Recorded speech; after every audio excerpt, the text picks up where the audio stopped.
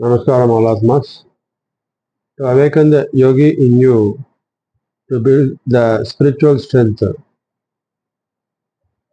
to face all the situations in life successfully, one has to gain the knowledge from the scriptures of various religious philosophies. Besides, this is the Jnana Yoga. Jnana Yoga is very essential for one to realize the truth behind what is happening in our life. So, in that respect, that is why God has given the second commandment to spread to the humanity the knowledge from the message of peace from the path for salvation from nine main religious philosophies of the world, so that people can realize the truth behind what is happening in their life and how to live peacefully with in coexistence with other human beings in the world, to live as a one single world family, Vasudeva Kutumbakam, to bring in peace in the peace to humanity and peace in the world. Only then we can find inner peace in us, absolute inner peace in us. So in that respect, today in the quest for awakening the yogi in you, we shall discuss about the valuable scripture from Jainism philosophy.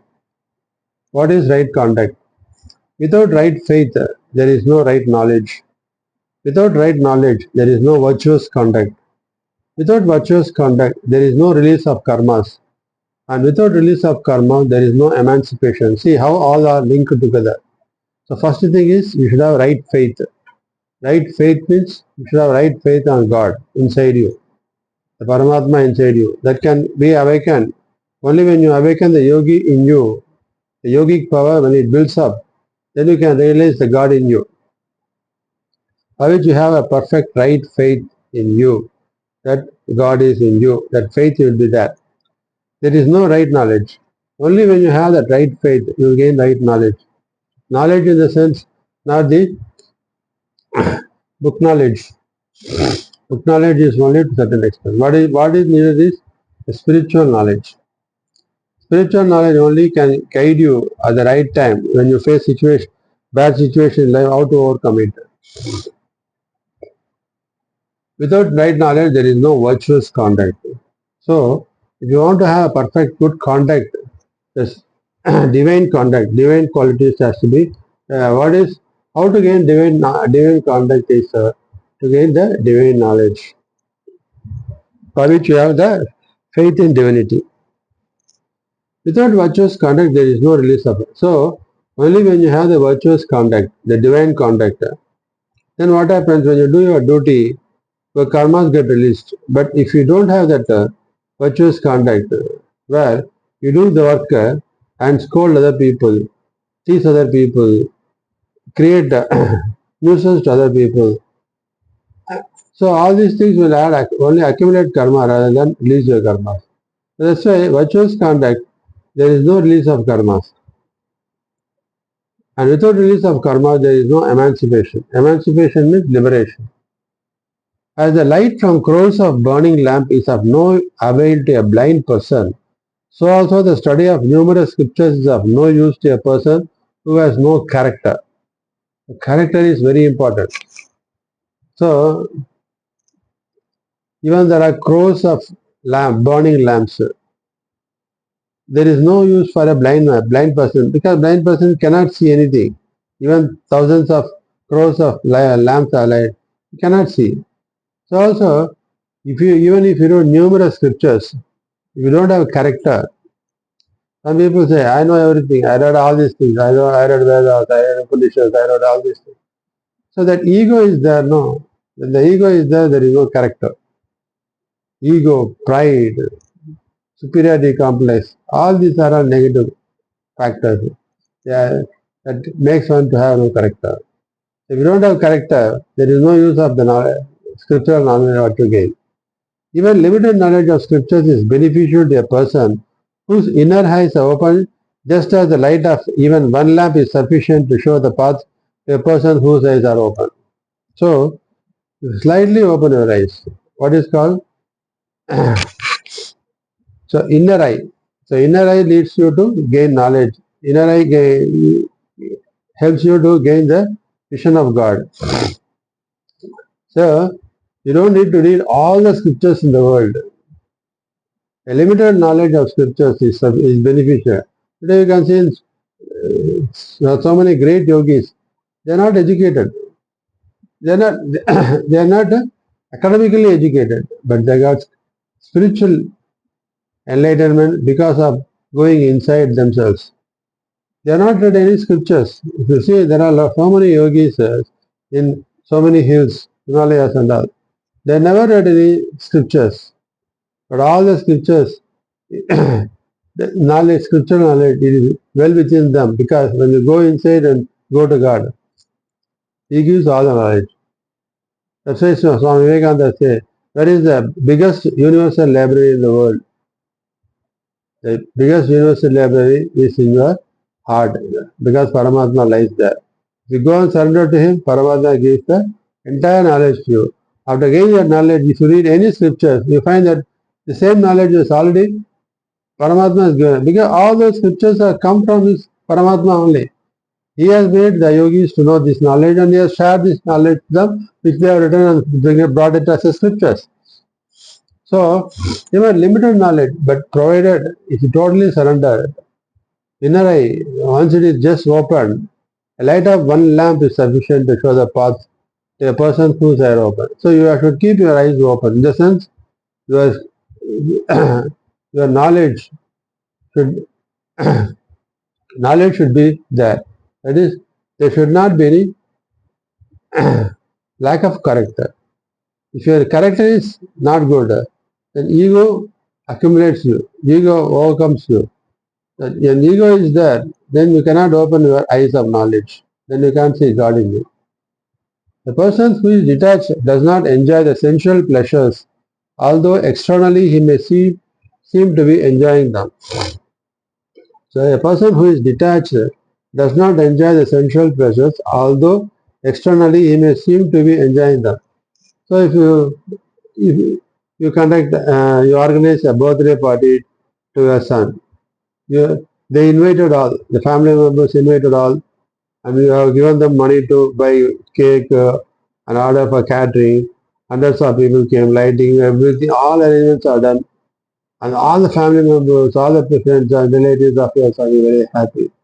And you watch everything and simply smile without any attachment. And that is the real yogic power in you. That is the kind of yogic power one has to gain. Because whatever you do in this Maya world, you have to do it as a duty without attachment. And that is the real yogic power one has to gain. So even though you are in the midst of sensual pleasure, you just smile and keep calm without any attachment on that. On the other hand, a person may not be sensually experiencing them, but suffers due to attachment with them. But a person who is sensually, person may not be sensually experiencing them, but suffers due to attachment with them. Sensually experiencing with them means what? So whatever, if you have an attachment, then if something bad happens there, you get that attachment makes you to get suffer, make you get sorrow. So enjoyable party is going there. So attachments, if somebody scolds at you in the midst of a party and you get dejected, though the party is going happily, your attachment to the words may lead you to sorrow. This is because of the attachment to anything. You should not attach to any person. You should not attach what other people saying against you, anything. Don't bother about anything. Only focus on your duty without attachment. The person acting in a drama does not, in fact, become transformed into that character. So you are in the life is like a stage where you are playing a character in that story which is directed by God. So God, whatever instructs how to act, you have to act, that's all. So you have no other extra thing to do other than what the director God has told you to do. When this kind of vision has come, that shows that you have awakened your yogic power in you. A person who knows swimming but does not endeavor to swim when fallen in water ultimately drowns.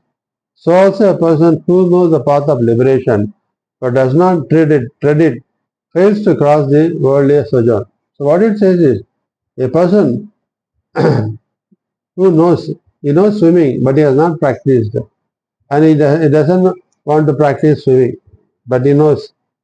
But when he has fallen, since he has not practiced, when he has fallen into water, he gets drowned. Similarly, a person who knows the path of liberation, you know the path of liberation, but unless you practice, you do spiritual sadhana, you cannot cross the worldly sojourn. In the sense, in the day in and day out, whatever event that is happening, it gets carried away. You get attached to it. That leads to anger, jealousy, hatredness, everything. In the absence of right conduct, the sensual pleasures extinguish the light of knowledge. So when you don't have right conduct, the sensual pleasures of the Maya world's attraction extinguish the light of knowledge. Your knowledge, the light of knowledge about the reality, about the truth behind happening is lost. Even a little knowledge will yield great fruit if it is accompanied by virtuous conduct. So if you have virtuous conduct, the divine conduct in you, that is what peace, calmness, kindness, generosity. So this kind of virtuous conduct if you have, calmness, when somebody is telling something, you have to patiently hear them as to what is the mind know. So without character, human birth is futile. If you don't have any good character, there is no worth living in this world. You are not fit to live. Your life is waste. Noble conduct includes compassion, self-control, truth, non-stealing, celibacy, contentment, right faith, knowledge, and austerity.